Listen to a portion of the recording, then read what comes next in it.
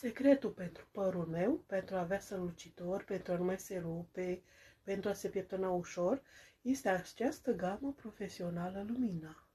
Pentru orice tip de păr.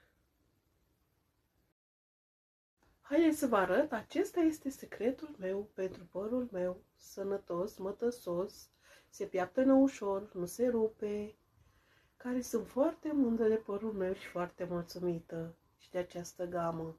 Folosesc gama profesională Lumina, am un păr mai strălucitor, îl pieptăn ușor, este foarte moale. Foarte fericită de că folosesc această gamă profesională. Gama profesională Lumina este pentru orice tip de păr.